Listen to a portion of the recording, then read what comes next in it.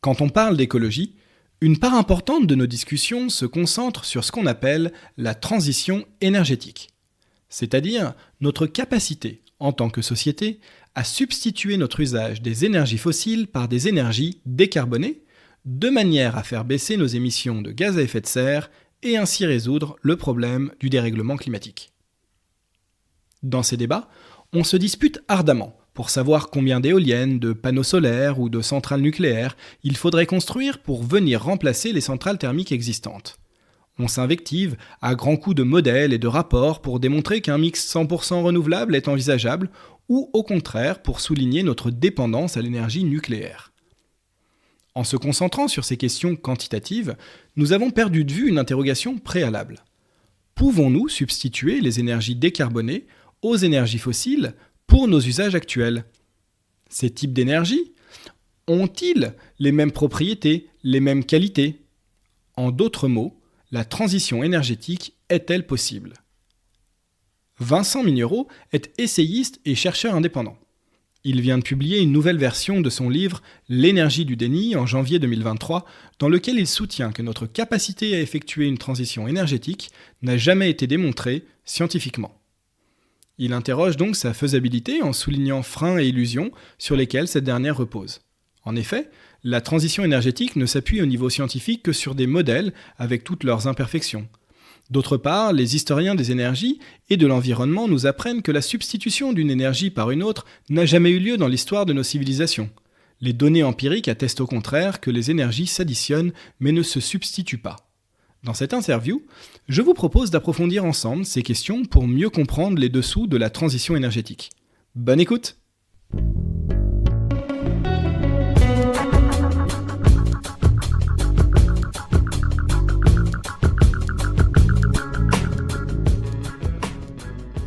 Bonjour et bienvenue.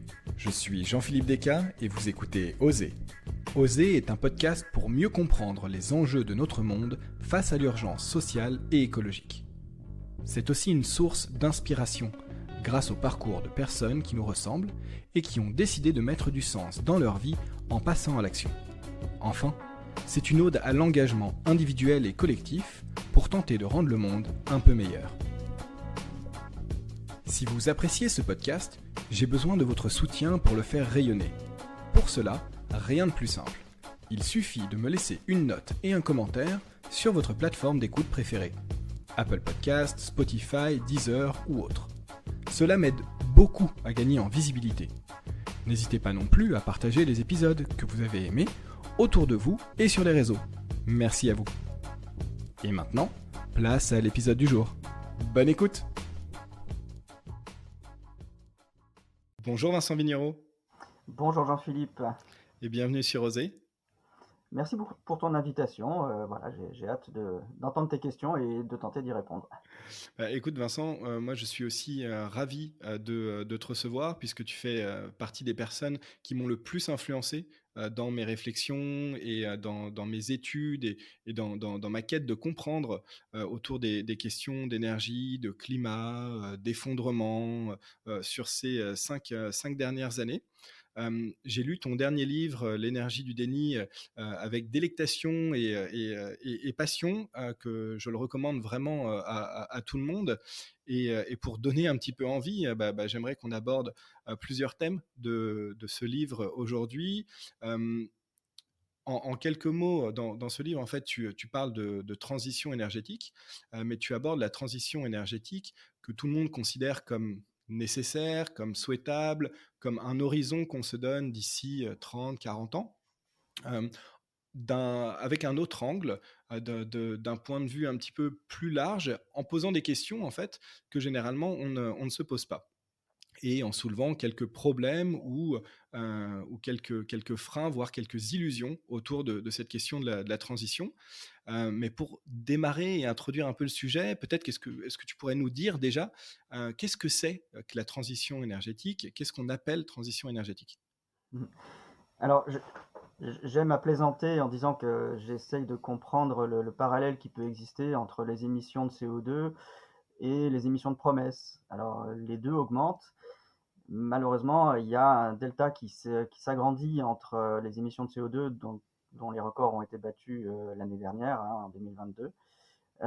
Et en même temps, eh bien, on est toujours aussi sûr qu'une transition est bien sûr nécessaire. Alors après, on va définir ce qu'est une transition énergétique, mais surtout possible. Et c'est sur ce deuxième point que je discute parce que voilà, j'ai fait une enquête dans l'énergie du déni qui ressort dans une nouvelle version dans quelques jours pour essayer de voir pour essayer de mieux comprendre ce delta en fait. Et qu'est-ce qui se passe? Pourquoi on bat les records d'émissions alors qu'on travaille tant et de façon aussi scientifique et rigoureuse que possible? Et pourquoi ça marche pas en fait finalement?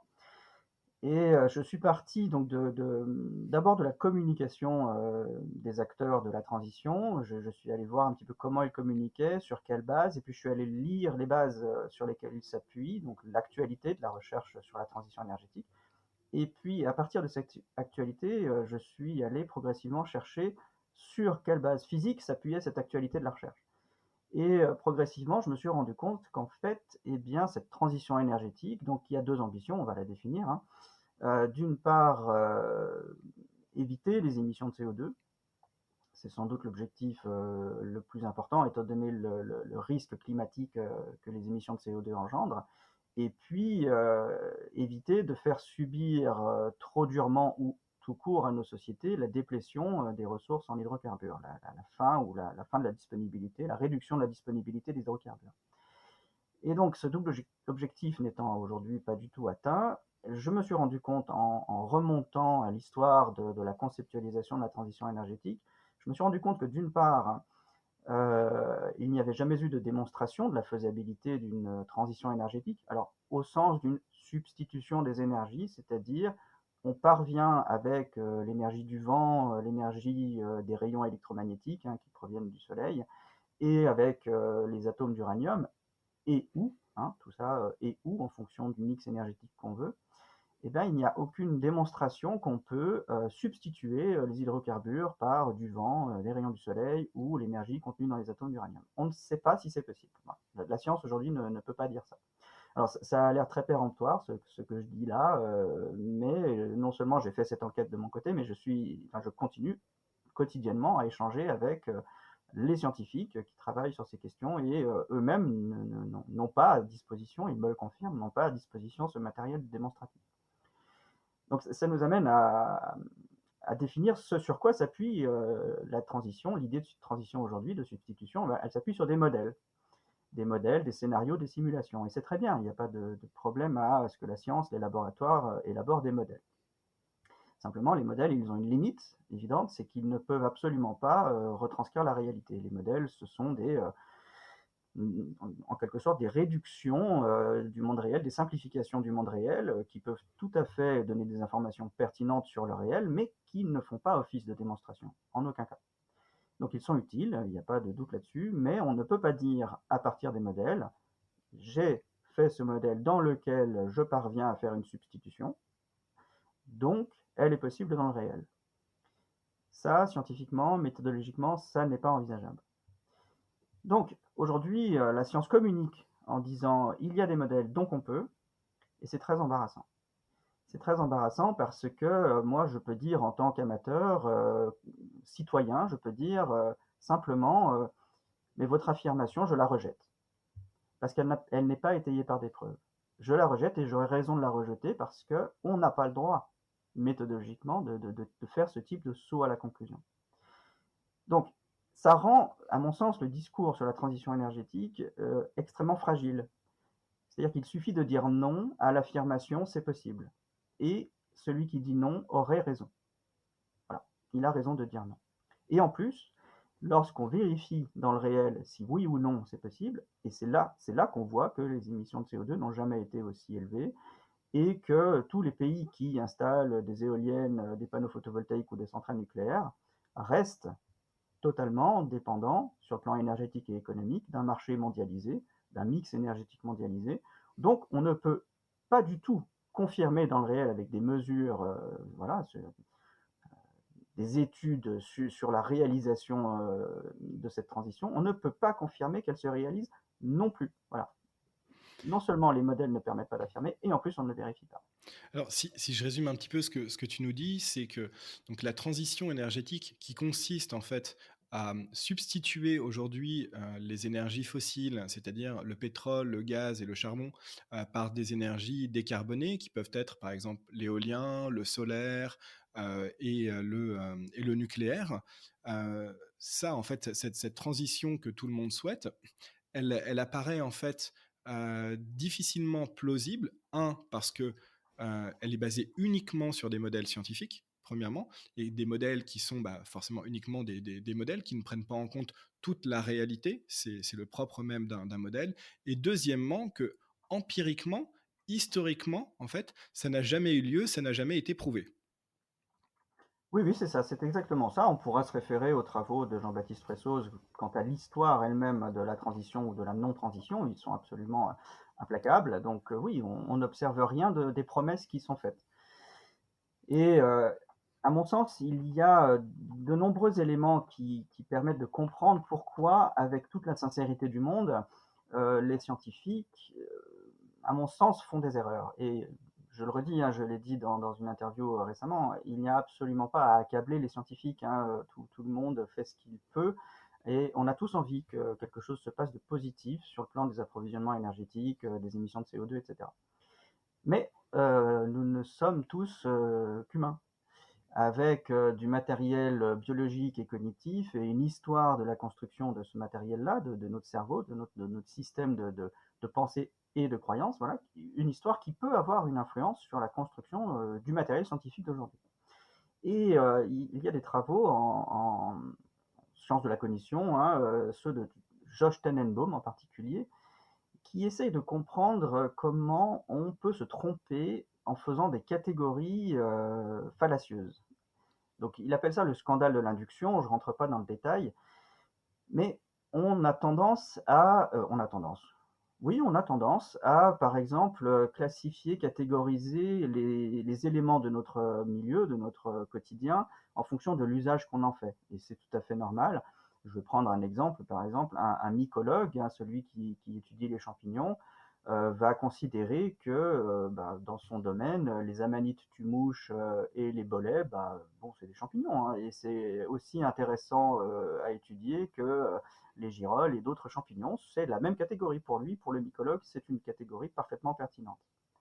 Pour le consommateur, manger un bolet ou une amanite tumouche, ça n'a pas le même effet. Et donc ces deux publics-là vont avoir des définitions, des catégorisations d'éléments du réel totalement différentes en fonction du contexte. Et c'est là qu'on a, à mon sens, un problème dans la transition énergétique, c'est qu'on considère que tous les convertisseurs d'énergie, donc les centrales thermiques qui sont alimentées par du pétrole, essentiellement du charbon ou du gaz, et parfois du pétrole, mais surtout du charbon ou du gaz, ce sont des convertisseurs thermiques. En mettant des hydrocarbures dedans, on a de l'électricité à la sortie. C'est des convertisseurs. Et quand on fait entrer, quand on parvient à fissionner des atomes d'uranium, quand on fait passer du vent dans des éoliennes ou quand on éclaire des panneaux photovoltaïques, et on a aussi de l'électricité à la sortie. Donc ce sont aussi des convertisseurs. Donc dans le contexte de l'étude de la transition, tout ça c'est la même famille. Et les modèles, les simulations de transition sont fondées sur le fait que puisque c'est la même famille, on va remplacer l'un par l'autre, ou les uns par les autres. Et il suffit juste de trouver la bonne quantité des uns et des autres en fonction du contexte, de la disponibilité de l'uranium pour un pays, de l'histoire de l'énergie dans ce pays, etc. Sauf que là, le contexte, à mon sens, masque quelque chose de très très très important, c'est que les hydrocarbures n'ont pas du tout les mêmes propriétés physiques que le vent, les rayons du soleil et les atomes d'uranium. Et nous, historiquement, nous avons pu exploiter les propriétés physiques du charbon, du gaz et du pétrole relativement facilement. Dès le départ, en fait, il suffisait de remplacer les poêles à bois en mettant du charbon dedans, ils étaient tout de suite plus chauds. Et avec ça, on faisait une meilleure sidérurgie qui permettait d'aller exploiter le pétrole et ensuite le gaz, etc. Donc c'était très très simple et c'était dans la continuation d'un développement technique qui s'appuyait sur les calories alimentaires et la biomasse qui étaient pour nous nos sources d'énergie. Mais là, on a un problème qualitatif majeur, c'est que on ne sait pas quoi faire avec du vent. L'humain, par une journée de grand vent, il n'a pas d'énergie. il est juste embarrassé et ça le décoiffe ou ça arrache son parapluie. L'humain, par une journée très ensoleillée l'été, il a des coups de soleil, et l'humain avec des atomes d'uranium dans la main ou du minerai d'uranium dans la main, il se brûle. Ou au mieux, ça fait rien. Et là, on a un problème qualitatif, c'est qu'on met au même niveau des convertisseurs d'énergie qui ne sont pas du tout alimentés par des énergies dont les propriétés sont les mêmes, et du coup, à mon sens, il y a un verrou physique que j'explore. Je ne dis pas qu'il est définitif, mais je l'explore.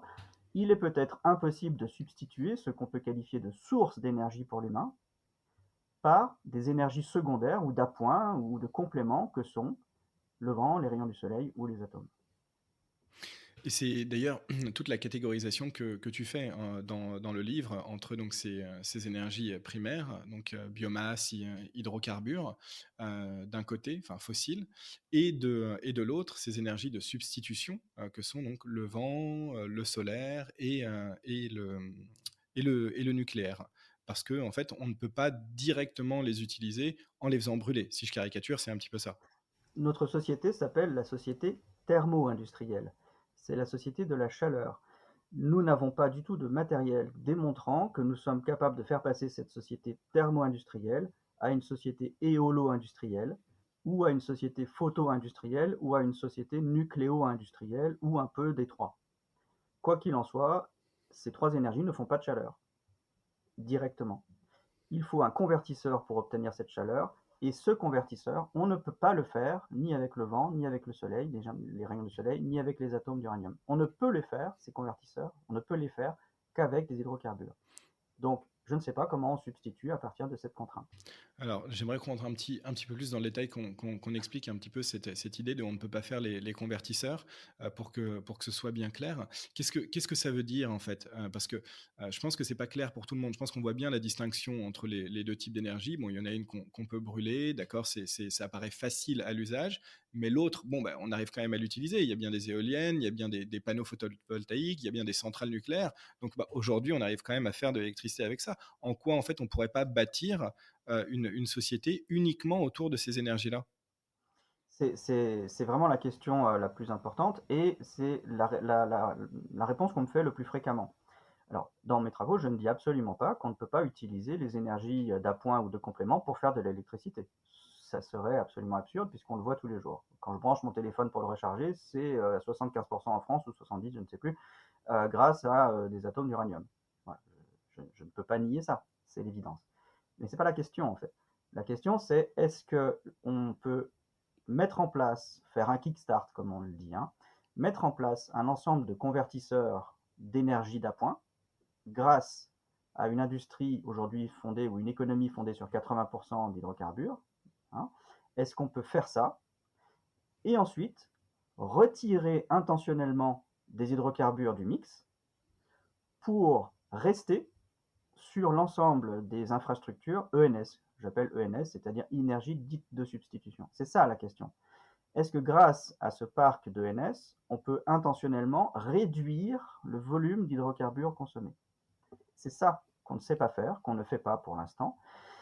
Et c'est là où moi j'ai une grosse réserve. C'est-à-dire que si les ENS, centrales nucléaires, etc., ne peuvent pas puiser dans le vent, les rayons du soleil ou les atomes d'uranium pour s'auto-entretenir, pour s'entretenir tout court, c'est-à-dire pour déjà avoir leur propre maintenance, fabriquer des joints, fabriquer des cellules photoélectriques, fabriquer des pales d'éoliennes, si elles ne peuvent pas se réparer, et a fortiori se remplacer grâce à l'énergie qu'elles convertissent au départ, eh bien d'une part elles vont rester dépendantes d'une source de chaleur, mais il est possible, et c'est même physiquement très solide, qu'avec le temps, leur présence dans le mix énergétique exerce une pression sur l'exploitation des hydrocarbures, parce qu'en fait, toutes les machines s'usent. C'est un principe, là encore, fondamental. Une éolienne, ça casse. Un panneau photovoltaïque, son rendement réduit. Une centrale nucléaire, on en sait quelque chose en France depuis 2 ans, ça s'use, ça s'abîme, et on est obligé de l'arrêter pour l'entretenir. Et c'est majeur. C'est-à-dire que quand on arrête une centrale nucléaire, on ne peut plus puiser dans les atomes d'uranium pour avoir de l'électricité. Quand on arrête une centrale thermique au charbon, on peut toujours, à côté, puiser dans le charbon, et c'est ce qu'on a fait depuis 200 ans, on peut toujours puiser dans le charbon pour refaire de zéro une centrale thermique. Et la différence, elle est fondamentale. Quand une éolienne ne marche plus, le vent ne sert plus à rien. Quand une centrale au gaz ne marche plus, on va puiser dans le gaz à côté pour refaire de zéro une centrale au gaz. C'est l'histoire de l'énergie qui s'est écrite de cette façon. Il faut lire Jean-Baptiste Fressoz, François Jarige et tant d'autres, ou Mathieu Ozano, enfin tous les auteurs qui ont décrit l'histoire de la transition, de la non-transition énergétique, tout simplement l'histoire des sociétés thermo-industrielles. Il faut bien différencier ce qui s'appelle une source d'énergie d'appoint qu'on peut utiliser, mais qui ne seront jamais, à date, tant que ce n'est pas démontré, qui ne seront jamais des sources d'énergie pour l'humanité. En fait, si je comprends bien, ce que tu nous dis, c'est que les énergies donc dites d'appoint, solaires, photovoltaïques et même nucléaires, ne peuvent exister que parce qu'il existe, à côté, en fait, des énergies, on va dire, primaires, ou en tout cas, des hydrocarbures et de la biomasse que l'on peut faire fonctionner beaucoup plus facilement. C'est-à-dire que toutes les machines qu'on va utiliser, par exemple, pour construire une centrale nucléaire, toutes les machines qu'on va utiliser pour construire une éolienne, réparer des panneaux solaires, bah, elles ne tournent pas à l'électricité et on ne peut pas les faire fonctionner uniquement avec des éoliennes, des panneaux photovoltaïques et du nucléaire. On a besoin pour ça de pétrole, de gaz, de charbon ou de biomasse. Est-ce que je comprends clairement? C'est un très bon résumé et on peut même remonter plus loin encore. Il y a une chaîne de causalité, une histoire et une hiérarchie aussi. C'est-à-dire que la première source, je dis bien le mot source, la première source d'énergie qu'on a utilisée, nous, pour exister et évoluer par la suite, c'est les calories alimentaires. Voilà, c'est ce qui nous a permis de faire fonctionner notre corps. Et grâce aux calories alimentaires, pour des tas de raisons que je vais pas, pour des tas de circonstances que je ne vais pas détailler ici, et bien grâce à ces sources d'énergie dans lesquelles on puisait, nous avons pu apprendre à développer des techniques par exemple qui nous ont permis de maîtriser la combustion de la biomasse, qui a été une étape fondamentale dans l'évolution de notre cerveau, de notre corps et de nos relations en tant que membres du genre Homo avec nos cousins du genre Homo. À partir du moment où on a maîtrisé le feu, il y a eu la possibilité de développer des techniques plus puissantes encore, etc. Voilà, des cols, des outils peu à peu de plus en plus euh, pointus, par exemple, parce que quand on brûle certains bois, eh bien, ça les renforce, donc ils sont plus solides, etc. Bon, quand on chauffe en tout cas. Et puis la sidérurgie, etc. Donc notre source d'énergie alimentaire a été ce dans quoi nous avons puisé pour développer des techniques qui nous ont ensuite permis de puiser dans une autre source qui était les hydrocarbures, qui ont permis de développer d'autres techniques, une industrie qui nous ont permis d'arriver à ce que tu décrivais aujourd'hui, c'est-à-dire la possibilité d'exploiter des énergies d'appoint. Mais c'est là où l'histoire qualitativement change, il y a une rupture. Bien que nous ayons par ailleurs des sources d'énergie, le vent, les rayons du soleil et les atomes d'uranium, eux, n'en sont pas. Et c'est là où il faut faire la démonstration que ces énergies, qui sont vraiment des énergies, pourraient devenir d'authentiques sources, sans quoi, et c'est là où je voulais en venir, sans quoi nous ne pourrons jamais passer des hydrocarbures à ces énergies. Et c'est pour ça que je voulais rappeler le facteur alimentaire. Aujourd'hui, le pétrole et l'industrie du charbon et du gaz, c'est ce qui nous permet de puiser plus fortement et plus efficacement dans les calories alimentaires. C'est ce qui permet aux tracteurs de fonctionner, aux engrais d'être dispersés, voire aux phosphates d'être exploités dans une mine et distribués sur la planète entière. Je ne sais pas comment on fait ça, avec du vent, des rayons du soleil et des atomes d'uranium. Ça veut dire que dans la transition, il y a quelque chose qui est un tabou supplémentaire, c'est comment on maintient la puissance extractive de calories alimentaires avec des sources d'énergie secondaires, c'est-à-dire comment avec la transition énergétique, on nourrit demain 8 milliards d'humains. Oui, parce que là, effectivement, on a abordé un verrou qui est celui, en fait, de l'auto-alimentation et l'autogestion, en fait, d'une société, on va dire, fonctionnant principalement à l'électricité avec des énergies dites de substitution, sans des énergies primaires. Mais en fait, il y a aussi, j'allais dire, toute la partie cachée de l'iceberg, qui est que, bah, en fait, une grande partie de l'énergie qu'on utilise aujourd'hui, plus de 60%, hein, même en France, bah, elle n'est pas liée en fait à l'électricité. C'est toujours du pétrole. Ce sont des énergies fossiles. Et tu le rappelles, ne serait-ce que pour l'alimentation, pour faire tourner les tracteurs qui vont cultiver nos champs, pour fabriquer les engrais azotés qu'on va disperser sur nos champs et qui font qu'on arrive à avoir des rendements qui permettent de nourrir tous les humains qui peuplent notre terre, etc. Et c'est vertigineux parce que lorsque j'énonce ce que tu viens d'énoncer, on me répond: «Mais il suffit de tout électrifier». C'est-à-dire, on va électrifier toutes les machines, on va faire des tracteurs électriques, on va faire des mines électriques. D'ailleurs, ça se fait déjà, hein. Donc, l'ensemble de l'industrie minière est très intéressée à l'exploitation des énergies secondaires pour verdir leur exploitation, réduire les coûts, émettre moins de CO2, etc. Donc, ça se fait déjà. Mais c'est pas la question, parce que l'électricité n'est pas une source d'énergie. Avec quoi on fait cette électricité? Donc, la réponse, il faut tout électrifier pour faire une transition, ne dit pas avec quelle source d'énergie on électrifie la société thermo-industrielle, qui reste thermo-industrielle jusqu'à aujourd'hui. Donc non, on pourra. Oui, peut-être que les tracteurs électriques, ça existera, j'ai pas de soucis techniques ou conceptuels avec ça, mais on ne sait pas avec quelle source d'énergie on les fera. Et on les alimentera en électricité. Oui, aujourd'hui, on ne construit pas les usines qui font des voitures électriques avec des machines qui tournent à l'électricité. C'est juste. Alors, indirectement, si, sauf que ça marche tant qu'on a des hydrocarbures pour réparer les machines qui convertissent le vent en électricité ou les atomes d'uranium en électricité. Ça marche un temps, je ne dis pas que ça ne marche pas, je ne dis pas qu'on ne peut pas fabriquer totalement une usine à partir d'une électricité verte. C'est pas ce que je dis. C'est juste que ça marche un temps et que l'illusion est de dire que ça pourrait se pérenniser et que même dans l'instant, c'est quelque chose qui existe à partir de l'électricité nucléaire ou du vent. Ça, c'est une illusion, c'est un message fallacieux. Scientifiquement, ça ne tient pas. C'est juste ce qui est très perturbant dans le débat sur la transition énergétique, c'est qu'à chaque fois qu'un argument est donné qui soit un tout petit peu systémique ou essayant de regarder la globalité, on répond par un exemple en système isolé. Donc oui, on va lire partout qu'on peut faire vivre tel territoire à partir d'une énergie dite décarbonée. Mais il n'y a pas tout ce qu'il y a autour du territoire ou autour de l'énergie, de l'usine de tracteurs dite verte, etc. On efface tout ce qu'il y a autour et du coup on simplifie beaucoup trop et on a l'impression de répondre à la question, mais en fait on ne le fait pas.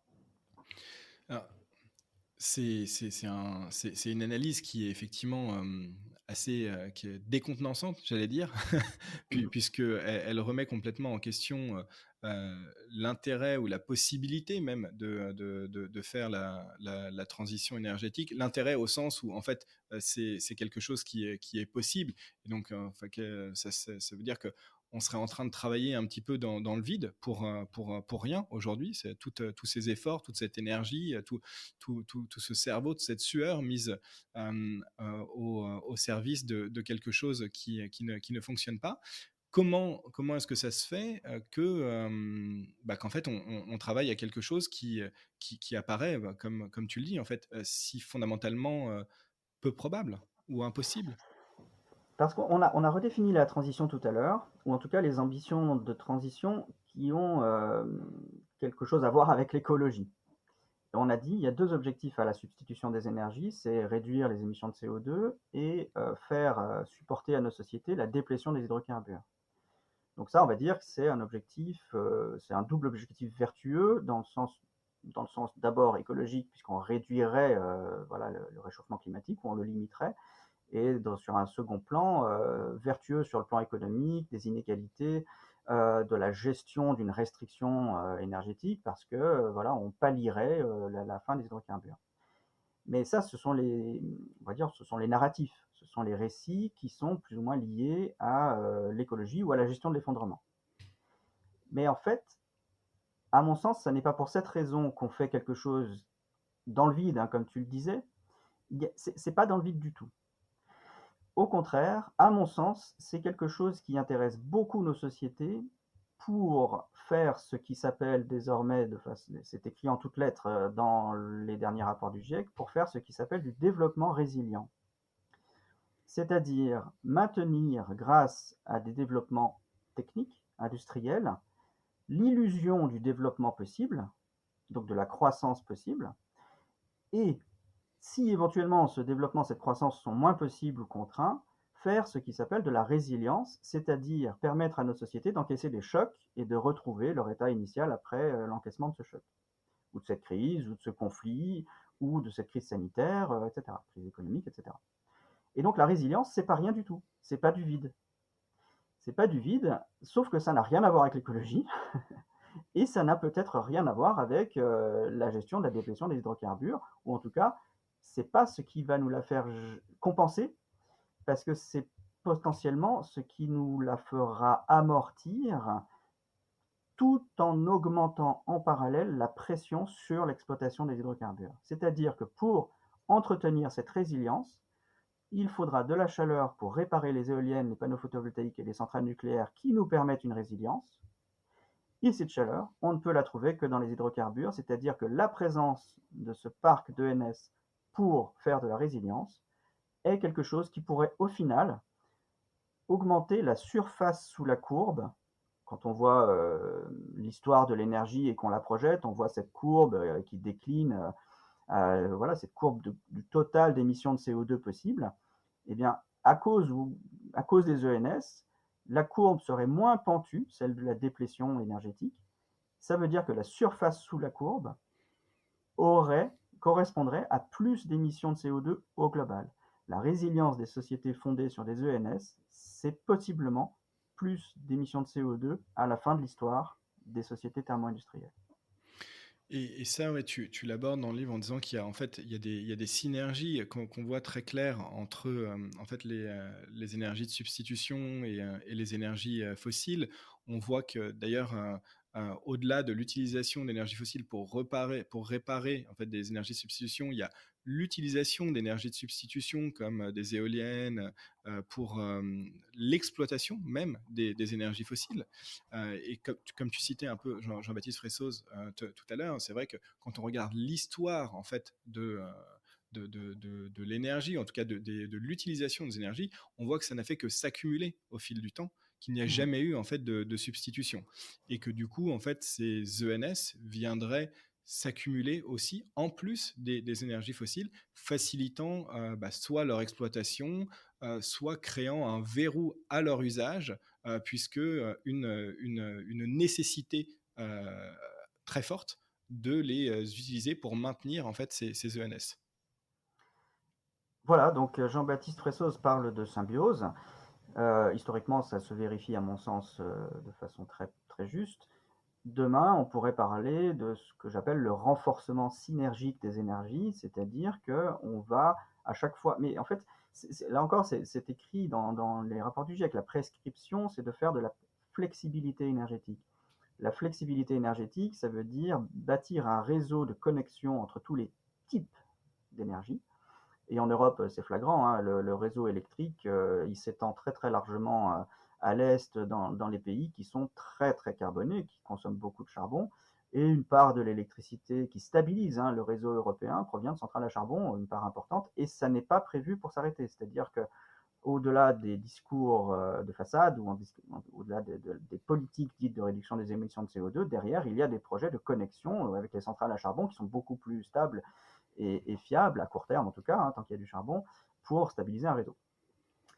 Et effectivement, plus que ça, on voit par exemple en mer du Nord le plus grand parc éolien offshore à date aujourd'hui, c'est le plus grand parc éolien offshore qui ne sert pas du tout à fournir de l'électricité à la société civile, mais simplement à alimenter des plateformes d'extraction de gaz ou de pétrole, je ne sais plus. Mais en tout cas, là, on a directement un soutien de l'exploitation des hydrocarbures par des énergies dites vertes. Je reviens sur un exemple que je donne dans le livre. La société Aramco en Arabie Saoudite explique sur son site que ça fait 40 ans qu'ils utilisent les énergies vertes pour optimiser l'exploitation des hydrocarbures. Donc, en plus, ce n'est pas une nouveauté, c'est-à-dire que les industriels des hydrocarbures font ça depuis un moment, ils connaissent les techniques et ils sont en passe d'en optimiser l'usage pour plein de raisons, pour correspondre aux attentes politique de réduction des émissions de CO2, c'est-à-dire que oui, il faut qu'ils réduisent leurs émissions de CO2, alors ils vont le faire dans leur exploitation des hydrocarbures. Donc effectivement, ils vont pouvoir dire, mais regardez, ce site d'extraction de pétrole ou de charbon ou de gaz, bah, il émet moins de CO2, donc c'est bon, c'est vert. Et ils vont aussi, c'est très intéressant, réduire leurs coûts d'exploitation à court terme. C'est-à-dire qu'ils ont largement les moyens d'investir dans quelques infrastructures ENS, ils le font, et en plus c'est souvent subventionné, donc ils réduisent leurs coûts d'exploitation. Et au final, ils ont verdi leur image, optimisé leurs coûts, et ça n'est pas, à mon sens, quelque chose qui va dans le sens d'une réduction de la quantité de carbone sortie du sol. Ce serait même plutôt le contraire, c'est ce que je crains. Alors quand on dit ça, j'imagine déjà les gens se dire: «Oh là là, mais encore des complotistes, en train de parler», se dire: «Oh là là, mais c'est en fait, il y a un grand dessein, qui fait qu'on cherche à faire perdurer le système». Alors comment est-ce qu'on peut expliquer, cette situation? Puisque ça paraît effectivement complètement fou et au-delà de la compréhension qui est que, bah, c'est vrai, on cherche en fait à faire perdurer le système, donc c'est comme tu le dis, c'est-à-dire à maintenir la croissance, parce qu'en fait on ne sait pas faire sans croissance, et à assurer une certaine résilience au cas où il y ait des différentes crises. Mais comment est-ce qu'on peut expliquer en fait cette situation au-delà du seul cynisme en fait de certains de nos gouvernants? Je te le disais tout à l'heure, j'ai commencé ton livre Le courage de renoncer, qui introduit ce questionnement. Est-ce que nous, tu parles d'élite. Alors, ça ne veut pas dire l'ensemble des citoyens, tu cibles un public particulier, mais on pourrait reprendre cette idée que ben, ceux qui sont aux meilleures places sur le plan, on pourrait dire anthropologique, hein, les humains qui se situent dans les pays, les circonstances économiques les plus favorables, ils n'ont pas du tout envie de changer de mode de vie. Ils n'ont pas du tout envie de réduire quelque chose d'important, c'est leur revenu et j'ajoute souvent leur garantie assurantielle, c'est-à-dire leur capacité à affronter eux-mêmes des crises. Et ça, c'est indexé sur ben, leurs revenus et puis leur capacité à financer des assurances pour un pays, une sécurité sociale, une assurance chômage, un service de santé, etc., etc. Personne, spontanément, et moi non plus, hein, n'a de lui-même envie de réduire sa puissance d'agir ou sa puissance, sa capacité à obtenir des services qui le sécurisent, qui sécurise ses émotions, qui sécurise ses proches, qui empêche ses proches, les anciens ou les plus jeunes d'être malades en particulier. Personne n'a envie de ça, a priori. Et donc, plus ou moins consciemment, nous convertissons des ambitions écologiques en fausses solutions. Par exemple, nous n'avons de cesse de dire qu'il faut changer ou réduire la consommation, ce qu'on appelle aujourd'hui la sobriété. Sauf que c'est une injonction paradoxale telle qu'elle est énoncée en tout cas, parce que nos ministres ou notre président énoncent que la sobriété, ça n'est pas, pour eux en tout cas, une baisse de production. Ça n'a aucun sens. Une sobriété sur le plan écologique, hein, je ne dis pas sur le plan de l'économie néolibérale. Sur le plan écologique, une sobriété qui réduirait l'empreinte écologique, c'est une sobriété qui réduirait la quantité de flux d'énergie et de matière qu'on extrait du milieu. Voilà. Sauf que la sobriété telle qu'elle est présentée, c'est juste consommer autrement ou consommer moins. Mais si on ne change pas ce qui arrive en amont sur nos comptes en banque, c'est-à-dire nos revenus, ou pour un pays, son PIB, si on n'attaque pas ça, si on ne réduit pas ça, on masque, on fait croire qu'on a un impact positif sur l'environnement, qu'on réduit l'empreinte environnementale, alors qu'en fait on protège la cause réelle, on dissimule la nécessité de changer la cause réelle qui est la production de richesse, par une ambition trompeuse de dire bah, si on ne change que la consommation, en fait, c'est bon, on fait de l'écologie. Mais ça, c'est faux. Donc, la transition énergétique, c'est un peu la même chose. On détourne le débat de ce qu'il faudrait faire, c'est-à-dire aujourd'hui, tout simplement, comme le dit Jean-Marc Jancovici, comme le disent les plus courageux, réduire l'extraction d'hydrocarbures. Point. Ça veut dire légiférer, ça veut dire interdire, ça veut dire empêcher. C'est ça qu'il faudrait faire vis-à-vis des industriels. Mais comme ça veut dire immédiatement fragiliser la production de richesse, donc le PIB, donc les revenus, donc inquiéter le tissu social, personne ne le veut, et même le consommateur ne le veut pas. Donc, nous créons des récits trompeurs, fallacieux, comme les récits positifs de transition énergétique, de substitution, qu'on a diagnostiqués maintenant, qui sont faux sur le double objectif, enfin, sur l'objectif écologique d'une part, mais qui sont aussi faux sur le plan scientifique, comme on l'a vu tout à l'heure, en tout cas pour l'instant. Et en fait, là, on touche à une question que tu soulèves aussi dans ton livre, c'est existentiellement, qu'est-ce qu'on veut vraiment?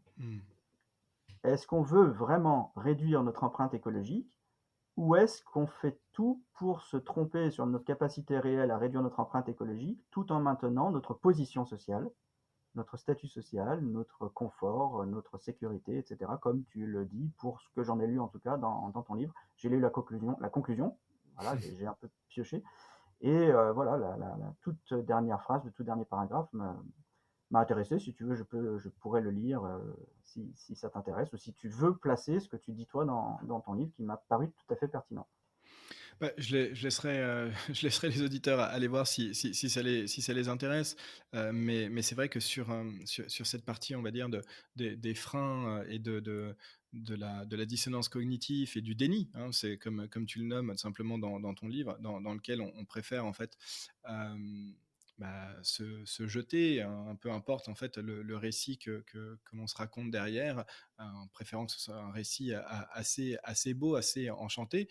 L'idée même de l'espoir, je pense qu'on va y revenir là-dessus parce que ça, c'est quelque chose dont j'aimerais parler avec toi, cette idée d'espoir, qui, je pense, est assez contre-productive. C'est Jean-Marc Gansil qui le dit très bien dans son livre Ne plus se mentir, et ça a beaucoup fait écho à mes réflexions depuis que je l'ai lu.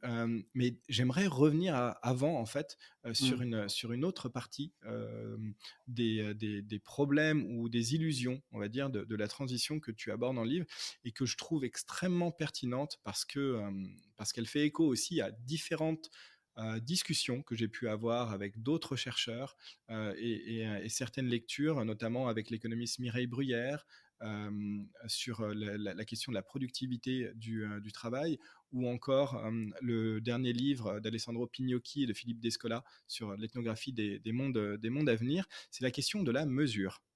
Mm. Et la question de la mesure, la question du contrôle, et le fait en fait, non pas de se raconter l'histoire, d'être dans d'un certain déni du point de vue de son confort, quand on va regarder la population d'une manière générale, ou ceux qui sont les dominants au sein de cette population, mais même les scientifiques eux-mêmes. Mm. C'est ce que tu abordes dans le livre, en disant, mais comment est-ce que même des scientifiques de bonne volonté qui travaillent d'arrache-pied sur ces questions, en fait, peuvent eux-mêmes se construire des récits qui les éloignent de la réalité.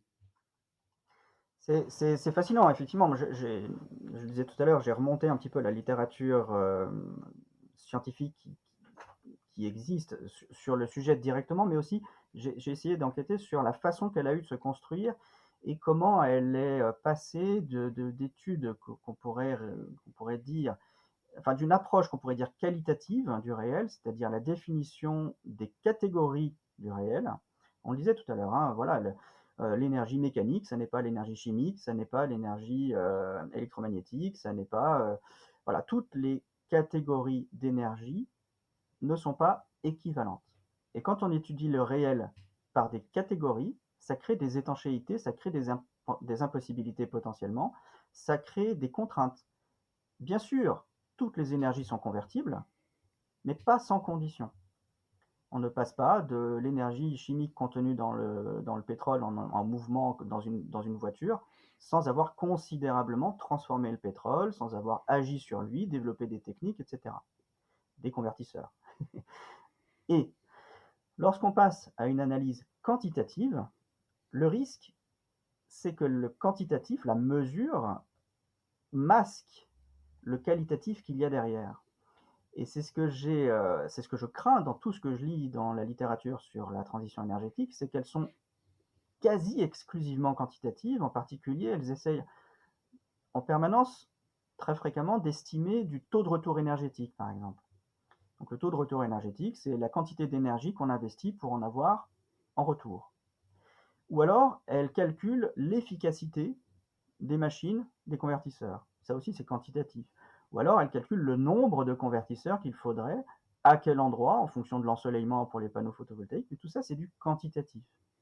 Et comme tout le monde travaille sur du quantitatif, tout le monde a l'impression que finalement, ça peut suffire à résoudre le problème qualitatif qui est derrière, c'est-à-dire, bah, voilà, si on en fait assez de panneaux photovoltaïques au bon endroit, on a de l'électricité, donc on peut assumer le fonctionnement d'une société derrière. Sauf qu'on a oublié, ce qu'on disait tout à l'heure, que le qualitatif, lui, ne tient pas. On ne peut pas remplacer les hydrocarbures par l'énergie des rayons électromagnétiques comme ça en claquant des doigts. Et la mesure, elle a une histoire. Enfin, le passage du qualitatif au quantitatif, il a une histoire. Alors, je ne vais pas la détailler ici parce qu'elle est complexe. Je vous laisse consulter donc la deuxième version de l'énergie du déni, ou alors un autre texte que j'ai publié dans la revue Cité récemment, dans lequel voilà, j'ai peut-être trouvé une des articulations historiques, épistémologiques, dans la physique elle-même, entre voilà, une période où on essayait de comprendre les catégories du réel, et une période où ensuite on les a quantifiées et rendues accessibles grâce aux probabilités. C'est vraiment une période charnière à mon sens dans l'histoire de la thermodynamique, où voilà, on n'a pu accéder au réel que par des probabilités. Et il fallait le faire, c'était nécessaire, sauf que en n'accédant au réel que par le quantitatif et les probabilités, à mon sens, historiquement, depuis 150 ans, on a masqué des problèmes qualitatifs. J'ajoute un élément, c'est que sur le plan évolutif et anthropologique, c'est peut-être pas incompréhensible non plus. C'est-à-dire que la mesure, elle a une qualité, c'est de parler très très vite à notre cerveau archaïque. Alors ça ne veut pas dire grand-chose, cerveau archaïque, il est tout à fait moderne, notre cerveau, c'est pas la question, mais en tout cas, il a des réflexes cognitifs qui sont issus d'une histoire ancienne. Et ces réflexes perceptifs et cognitifs, ça a été aussi de réagir très vite à des paramètres de la réalité pour simplement survivre. Comme par exemple, eh bien, la vitesse d'un prédateur, ou la taille des épaules d'un concurrent, ou la force de son poing, voilà, quelque chose qui était de l'ordre du quantitatif. Ou pour la reproduction, voilà, je barre d'un autre sujet, eh bien, les formes des hommes ou des femmes, respectivement, c'est du quantitatif. Tous ces paramètres-là ont considérablement évolué. Les formes définies culturellement pour attirer les uns et les autres, pour obtenir évolutivement une reproduction, elles ont évolué, peu importe, mais ce sont des aspects quantitatifs. Et le qualitatif, c'est ensuite. Par exemple, si on a un rival qui a une telle dimension d'épaule et une telle musculature sur le plan quantitatif, eh ben, on le fuit si c'est plus, et ensuite seulement on se pose la question de s'il sait se battre. Mais on a d'abord fui parce que le quantitatif nous donnait une information suffisante. Et là, on se retrouve aujourd'hui à entretenir des débats permanents sur les réseaux, même dans la littérature scientifique, exclusivement fondés sur du quantitatif, ou quasi, parce que ça suffit à notre cerveau. Ça suffit, et là je convoque la théorie argumentative du raisonnement, voilà, que je cite dans mes travaux, ça suffit à estimer de ce qui existe dans le réel pour se situer soi par rapport à l'autre. C'est-à-dire que quand on lit la littérature d'un chercheur qui a tant de paramètres quantitatifs super bien calculés, avec des équations très fines, etc., ça suffit à se dire, ah ben voilà, moi j'ai des outils pour répondre et me situer par rapport à lui, c'est-à-dire revendiquer une position sociale, voire un statut, voire une force, une puissance dans un laboratoire pour obtenir des financements, et pouvoir faire une publication qui, sur le plan quantitatif, avec un facteur calculable de force de publication, hein, va me permettre d'avoir une position sociale satisfaisante, etc. Donc, il y a un aspect anthropologique, psychosocial, social, de construction des critères de rivalité qui fait que l'analyse quantitative de la transition énergétique suffit à tout le monde, et en plus au grand public, parce que quand on a dit on fabrique tant de centrales nucléaires et tant de panneaux photovoltaïques, et qu'on conclut que la transition énergétique est possible, le public est satisfait. Et tout ça, ça permet à tout le monde d'exister, et on n'a pas du tout posé la question de la faisabilité d'une transition énergétique. C'est hyper intéressant. Ça me fait penser sur ces questions de développement humain, de fonctionnement du cerveau. Il y a un bouquin que j'avais trouvé fascinant, que je recommande, qui s'appelle «L'intelligence collective», qui a été Mmh. écrit par un Américain qui est prof à Stanford ou Yale, je sais plus, qui est bon, qui fait quelques pages quand même, mais qui offre une proposition de ce qui ferait un peu la singularité de Sapiens et à travers son évolution autour justement de cette intelligence collective et du développement de sa cognition. Parenthèse D'accord. refermée.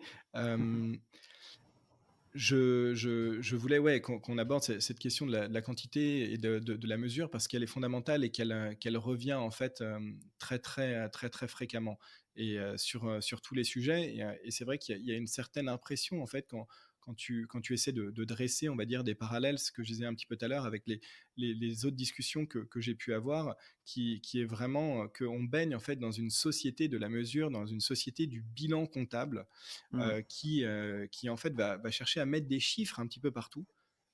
C'est un peu l'économicisme ou la commensurabilité, comme disent Pignocchi et Descola dans leur bouquin, qui fait qu'on en oublie en fait tout l'aspect qualitatif des choses et du coup d'observer plus finement, on va dire, les problématiques qui se posent à nous. On arrive à une autre partie de cet entretien que je voudrais poser comme une sorte d'ouverture à notre discussion. Bon, le constat que tu fais, il peut être un peu déprimant pour des personnes qui croient à la transition ou qui ont envie d'y croire, en tout cas, puisque la transition offre une porte de sortie à une projection future assez sombre et assez, on va dire, dystopique. Qui est celle du dérèglement climatique, du dépassement des limites planétaires, etc. Comment est-ce que on ne sombre pas en fait dans le fatalisme une fois qu'on s'est dit ça et qu'on comprend en fait que ça va être bien plus compliqué si même possible. Je suis ravi que tu aies cité, Jean-Marc Gansil tout à l'heure. Son ouvrage, Ne plus se mentir est important, est très important. Le message qu'il souhaite passer, c'est que se mentir est un risque. C'est un risque sociétal et un risque écologique. Donc les illusions qu'on se fait, à mon sens, sont toxiques et autoréalisatrices du pire. On l'a bien dit, hein, si on se fourvoie sur la définition des paramètres de la transition énergétique, on risque d'émettre plus de CO2. Quel intérêt sur le plan écologique? C'est un non-sens dangereux. Donc, pour ne pas tomber dans le fatalisme, la dépression, le pessimisme, il y a beaucoup de travail à fournir pour déconstruire nos schémas cognitifs, voire culturels, la construction des illusions collectives que nous nous faisons, et comme tu le dis dans ton livre, surtout dans la société des plus riches, surtout parmi les plus riches, qui sont toxiques, autotoxiques, autoréalisent du pire, et qui risquent de fragiliser nos sociétés, c'est-à-dire de les exposer plus rapidement encore à tous les risques. Ou alors de les maintenir hors sol artificiellement bien dans un confort relatif pendant un temps, mais de les faire tomber encore plus vite à un moment donné, encore plus brutalement et de façon encore plus définitive. Quel intérêt? Donc il est extrêmement important de déconstruire tout, et en plus il ne faut pas s'accabler. Alors j'insiste là-dessus, c'est-à-dire que je l'ai bien dit, hein, personne n'est responsable de l'histoire de la construction de nos illusions. Aujourd'hui, en 2022, on n'est pas responsable de ce qui s'est passé dans la période entre moins 800 et moins 500 avant Jésus-Christ à peu près, qui est la période où les grandes traditions morales sont apparues, probablement, possiblement, suite à l'augmentation des rendements agricoles qui ont permis à certaines sociétés d'être plus puissantes, donc de créer des récits communs plus puissants, plus efficaces pour gérer le collectif, etc., à plus grande échelle. Personne aujourd'hui n'est responsable de ça et des illusions qui ont accompagné la construction de ces récits dont on hérite encore aujourd'hui. Par contre, on est en mesure de comprendre, analyser et déconstruire pour éviter de reproduire des erreurs qui pouvaient avoir leur pertinence parce que l'illusion de la croissance, c'est pertinent en croissance, ça rend service à plein de gens, mais aujourd'hui c'est toxique. Et donc, il y a plein de façons de ne pas tomber dans le pessimisme et la fatalité. Il y a beaucoup de choses à faire qui seraient beaucoup, beaucoup plus efficaces, pardon, je me répète, mais beaucoup plus efficaces que de répéter à l'envi ce que Christian Morel, pardon, appelle dans son livre Les décisions absurdes, en 3 volumes, le danger de la persévérance dans l'erreur. Quand on persévère dans l'erreur, on fait des erreurs, on prend des risques plus grands encore, donc on tombe de plus haut encore, on crée des catastrophes, des accidents, alors qu'on était persuadé de ne pas le faire. Voilà. Et donc voilà, pour moi, c'est très mobilisateur. Et du coup, ce que tu recommanderais, c'est plutôt que de persister en fait dans l'erreur, c'est de questionner, de déconstruire, de creuser et d'interroger en fait beaucoup plus finement c'est toutes nos croyances, tous nos préjugés et les hypothèses de base sur lesquelles on construit des récits. Personne ne peut dire aujourd'hui, en appui sur la littérature scientifique, qu'on peut rediriger l'écologie. À chaque fois qu'on met écologie quelque part dans un récit, pour l'instant, la science ne dit pas que c'est possible. Donc il faut questionner notre capacité à être proactif sur la réduction des émissions de CO2, de l'empreinte environnementale, etc. Autant que possible, ne pas vendre ça sans être sûr de pouvoir le faire, parce que c'est possiblement arnaquer celui qui achète la prestation. Et une fois qu'on a déconstruit ça, estimer dans quelle mesure on peut rediriger nos sociétés. La priorité, c'est difficile à entendre sûrement, mais la priorité, c'est bien sûr de réduire notre empreinte environnementale, mais c'est surtout d'éviter de faire n'importe quoi, parce qu'on aura d'autant plus de mal à gérer l'écologie que nos sociétés dysfonctionneront. Et les dysfonctionnements sociétaux sont des fragilités, pour reprendre un élément de contexte, qui les exposent, y compris sur le plan rival. C'est ce qui fragilise un monde par rapport à un autre et qui peut motiver à des agressions militaires.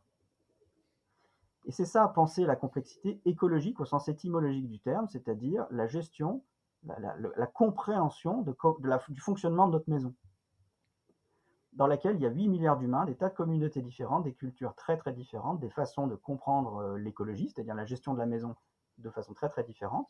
L'écologie, au sens étymologique du terme, ça n'a rien à voir avec l'ambition de protection du milieu. Et donc en abordant, à mon sens, sur le plan scientifique, avec une approche scientifique, ce que veut dire l'écologie, on fera moins d'erreurs, on s'exposera moins et on amortira beaucoup mieux la descente énergétique. Si, si j'essaie de résumer ce que tu dis en substance, c'est d'accepter qu'il n'y ait pas forcément de réponse à apporter, en tout cas immédiate, comme on aimerait le faire, puisque on est toujours en quête de solutions. En tout cas, à chaque fois que je discute, que ce soit des conférences ou autres, même avec des amis, on me dit, oui d'accord, mais donc tu dis que tout ça est compliqué, mais il n'y a aucune solution d'après toi. Ok, je ne sais jamais trop quoi répondre, puisque derrière, on m'injonctionne toujours à dire ouais mais il faut être quand même positif, faut donner espoir aux gens, sinon on ne peut pas les emmener avec soi, et sinon en fait on ne peut pas créer un mouvement au sein de la société porteur en fait d'un autre futur, d'un autre imaginaire, et qui permette aux gens de vouloir se mouvoir pour faire bouger les choses. Mais le solutionnisme, c'est une construction culturelle extrêmement locale et éphémère dans l'histoire de l'humanité. C'est quelque chose qui n'a pas du tout permis, en tant que guide, en tant que récit cardinal, c'est pas du tout quelque chose qui a orienté le fonctionnement des sociétés jusqu'au 19e siècle. Et pourtant, elles ont existé, elles étaient là et elles fonctionnaient très bien. Et elles surmontaient des défis, elles avançaient, elles ont permis à nos sociétés d'apparaître avec leurs illusions solutionnistes. Mais le solutionnisme, c'est possiblement, là encore, quelque chose de toxique, qui nous fait croire qu'on peut résoudre un problème qui, sur le plan physique, comme on l'a dit, ne peut potentiellement pas être résolu, et sur le plan existentiel non plus. Enfin, rien ne dit dans l'histoire de l'univers que l'humanité avait les capacités de dépasser les lois fondamentales de la nature. Enfin, c'est écrit nulle part. Donc le solutionnisme est vraiment dangereux, et donc le désinvestir n'empêche pas d'être acteur, n'empêche pas de se mobiliser du tout. Moi j'aime bien une des valeurs qui a été parmi d'autres, disqualifiée ou évacuée du débat par justement l'esprit solutionniste et positiviste, c'est la vergogne. Et la vergogne, c'était quelque chose qui était inscrit dans les récits organisateurs, par exemple dans les récits religieux, voilà, dans les grands récits qui ont accompagné beaucoup de situations sociétales très différentes, y compris des situations difficiles, des pandémies, des crises écologiques, des crises climatiques. La vergogne, c'est la crainte d'une honte future. Hmm. La vergogne, c'est quelque chose qui oriente le comportement de chacun, non pas dans l'instant qui dit, ben voilà, moi j'ai un problème, je fais appel à des ingénieurs, je le fais rencontrer des politiques, ils me trouvent une solution, ils me mettent en place, les économistes disent comment ça va se passer pour payer tout le monde avec ça, et hop, ça marche à court terme, et en plus, je gagne du statut social à court terme. Mais la vergogne, c'est quelque chose qui va permettre d'émettre un jugement immédiatement sur la décision qui est prise à court terme, pour que celle-ci reste honorable à long terme. C'est la crainte d'une honte future. Et ben la vergogne, ça peut redevenir, si au moins on en parle, si au moins on arrête de vendre des solutions partout, ça peut redevenir une valeur qui oriente nos comportements et nos sociétés. Ah, c'est hyper intéressant. Et effectivement, c'est pas forcément une valeur que l'on voit chez de nombreux politiques pour faire une petite pique, qui ne cessent de mentir et qui sont, déconstruits en permanence et enfin bref, c'est quelque chose que je trouve assez dingue. Parenthèse refermée aussi, pour Mmh. revenir à ce que tu disais sur, justement la vergogne, le solutionnisme. Quel, sur quoi porter en fait, du coup, ces efforts, sur quoi travailler? Je vais préciser ma question. Denis Meadows, à l'occasion des 50 ans de la sortie des limites à la croissance, a donné plusieurs interviews, dont une, je me souviens, dans laquelle il dit, hem, il faut plus, se préoccuper en fait des problèmes, dits globaux comme, le changement climatique puisque, bah, honnêtement, rien n'y fait. Ça fait 50 ans que j'ai essayé, et la question est trop complexe collectivement pour se mettre d'accord et mettre en place des réponses appropriées et se concentrer, en tant que, acteur engagé ou volontaire sur des questions plus locales. Je crois qu'il prend notamment l'exemple de, par exemple, la question de l'eau, à un endroit du territoire plutôt que sur des problèmes plus globaux. Qu'est-ce que tu penses de ça? Qu'est-ce que ça veut dire pour toi aujourd'hui, en fait, être acteur dans ce monde? Alors, il y a quelques années, quand j'ai fondé l'association Adrastia, on avait réfléchi collectivement à ce que voulait dire le low-tech en période de risque d'effondrement, de risque écologique, etc. Et j'avais proposé de défocaliser de la technique, c'est-à-dire low versus high-tech, pour avoir un regard sur la technique en tant qu'elle rend un service ou pas. Et voilà, à mon sens, ce qui permet d'articuler vergogne et action, c'est comment, quoi que je fasse aujourd'hui, que je sois un ingénieur, un politique, un économiste ou un citoyen lambda, quoi que je fais aujourd'hui, comment je vais pouvoir participer à la possibilité de rendre un service à mon prochain dans 10, 20, 100 ans. Tu évoquais l'eau. Si aujourd'hui je réfléchis au service de la possibilité de pouvoir juste boire, arroser son jardin ou juste ou arroser le blé dans 50 ans en France, je m'inscris dans une réflexion complexe, de long terme, qui vise un service indépendamment de la technique. La technique, c'est la réponse technicienne, c'est-à-dire si je réfléchis au service de l'eau dans 50 ans en France, on va plutôt parler bassine. Peut-être que les bassines ont leur pertinence, mais je crains qu'elles aient une pertinence à court terme. Si à côté de ça, on n'a pas restauré les haies, si on n'a pas restauré les forêts, si on n'a pas permis à la terre de se gorger d'eau par elle-même, c'est-à-dire maintenir l'eau plutôt qu'elle finisse à la mer, on n'a pas entretenu la possibilité d'un service à moyen et long terme. Donc, que faire? Ça, penser service, service rendu à moyen et long terme, dans un cadre de vergogne, et j'y reviens, hein, c'est à mon sens ce qui permettra de pouvoir penser service collectivement à moyen et long terme, maintenir la cohésion de nos sociétés. Et ça, j'y reviens parce que c'est très important. Si on continue à faire des promesses qui ne tiennent pas, que tout le monde voit ne pas se tenir, c'est-à-dire que tout le monde voit aujourd'hui sur son thermomètre que ça ne tient pas, ou sur sur sa fiche de salaire que ça ne tient pas, on construit les obscurantismes et les ruptures politiques de demain.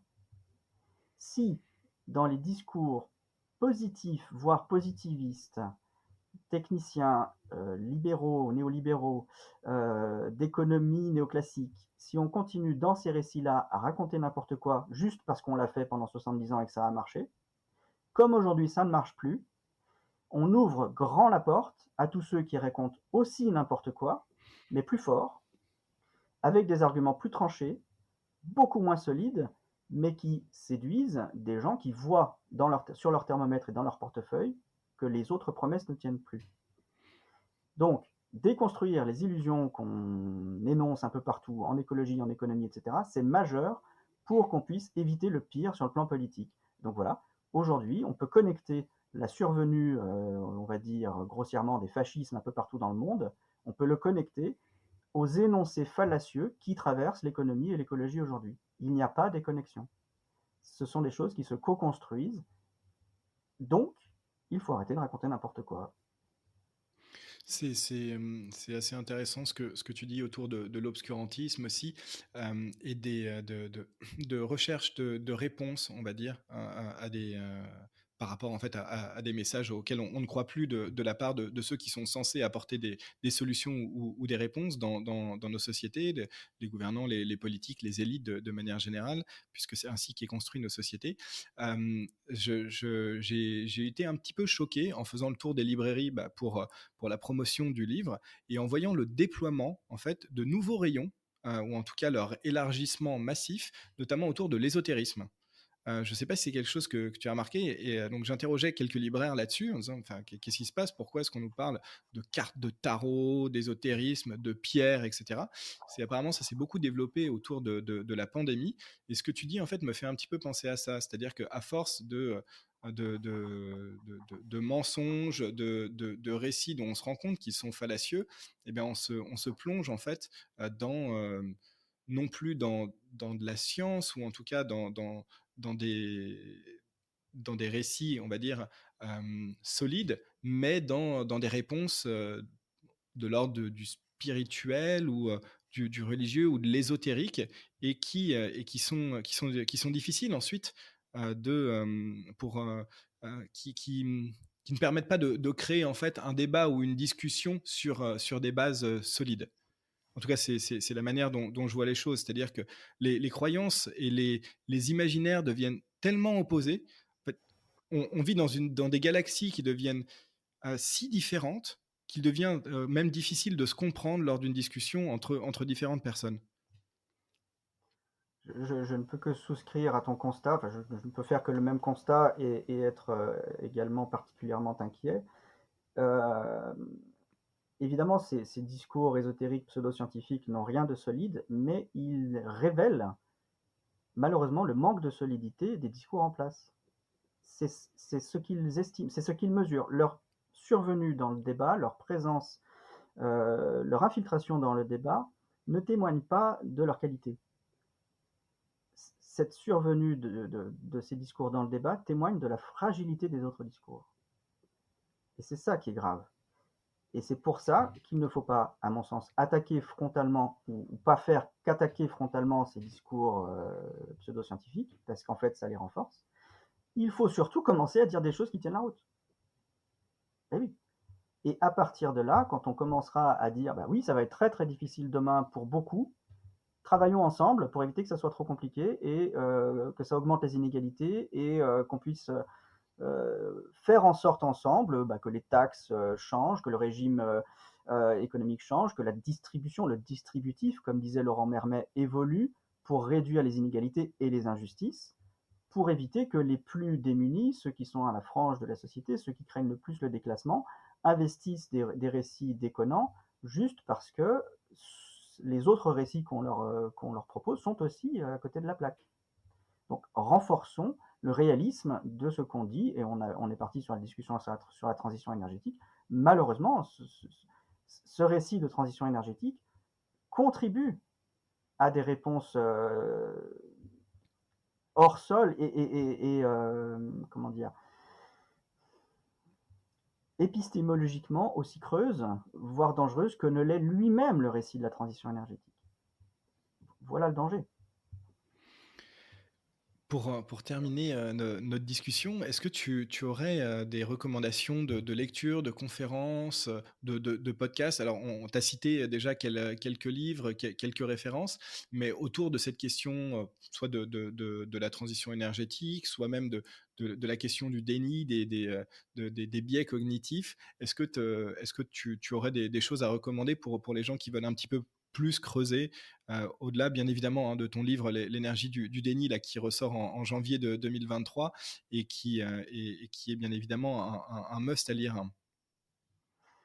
Alors, voilà, je pense que les travaux d'Albert Moukébert sont vraiment, d'excellente qualité bien sûr, mais de très bons, un très bon matériel, une très bonne synthèse du matériel pour s'orienter sur la construction des biais, cognitifs, individuels et collectifs.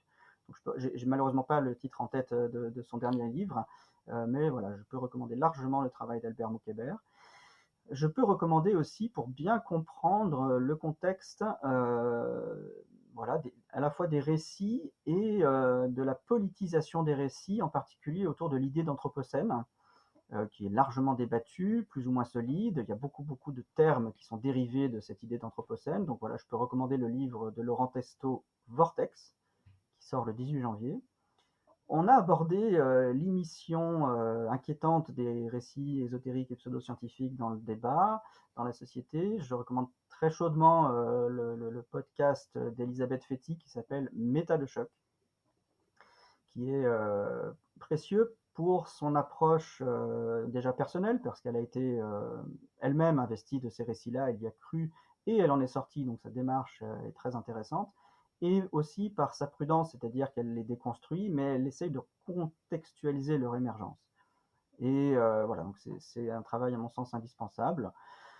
Après, bon, j'ai des lectures récentes qui sont plus techniques, mais qui, pour les plus curieux, pourraient, enfin, qui moi, m'ont enrichi beaucoup sur la construction justement de cette divergence entre le qualitatif et le quantitatif sur le plan épistémologique, dans l'histoire des sciences et des sciences dures en particulier.